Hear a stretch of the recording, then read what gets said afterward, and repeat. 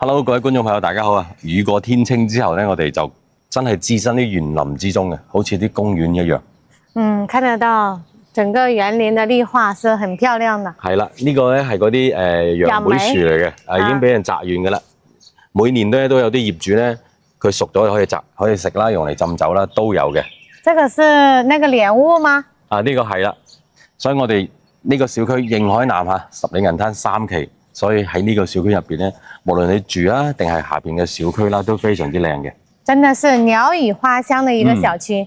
趁依家雨過天青之後咧，我哋即刻揾多啲靚單位帶大家去睇嘅。今日睇呢套咧係140平方嘅。哇，這麼大嘅單位，那我們趕緊行動。係，即刻去睇樓。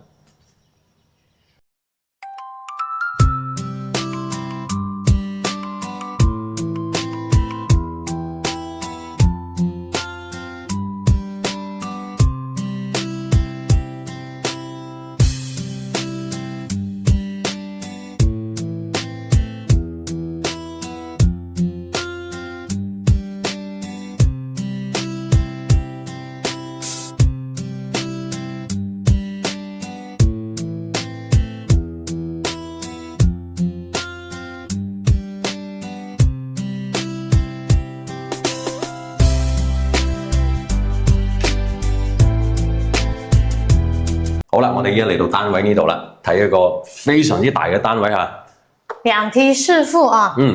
這個是140的。係啦，140平嘅，喺映海南入邊咧，目前係最大一個戶型啦，4房2衛。都是餐客一體的一個樹廳。係。但是人家是做到南北通，因為那裡有個窗戶。可以做到南北對流啊。阿德，他這個是辦公室嗎？呢個叫老闆大班凳、大班台，應該好中意喺度開會嘅。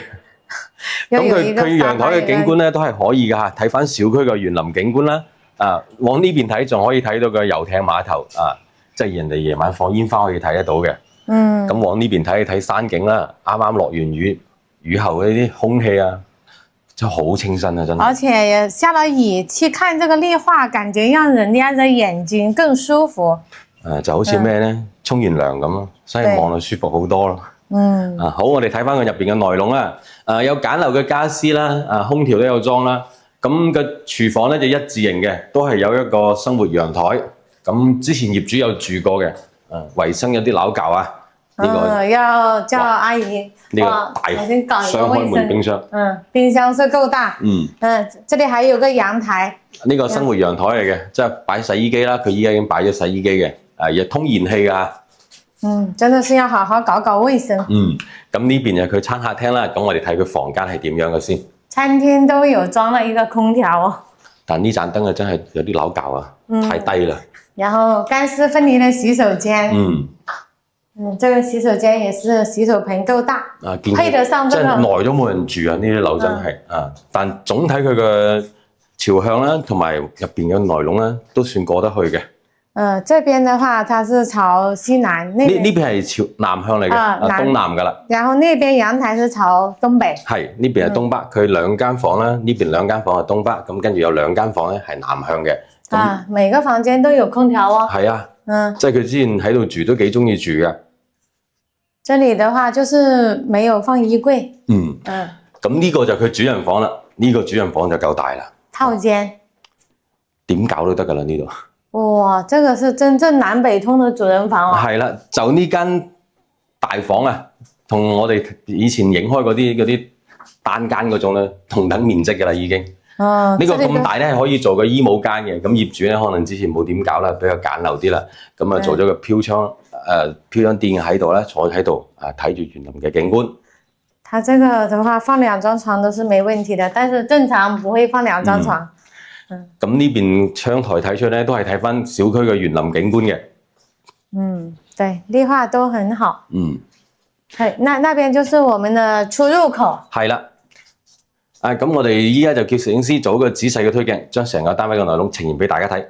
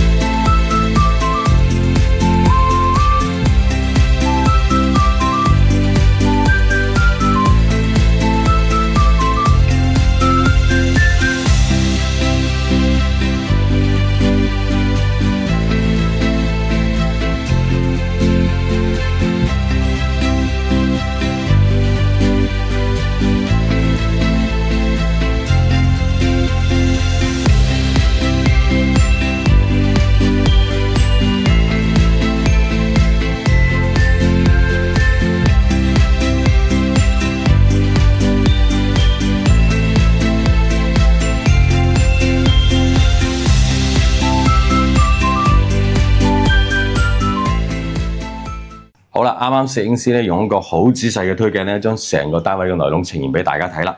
但是我覺得就是這個房子啊，面積是我們雲海南來說是最大的，140平。係。但是這個房子呢，我看了一下，是要重新刷一下漆。啊，的確係嘅。後續就油下油就冇問題噶啦。但佢景觀真係非常之靚㗎，中高樓層啦叫做。睇翻小區園林嘅景觀啦，往呢邊睇係睇翻三期商業街嗰邊嘅，同埋睇埋個遊艇碼頭嘅。阿德，你說一下這個現在在賣的總價？呢套樓呢，依家佢賣嘅價位非常之有性價比，58萬8 140平，4房2衛。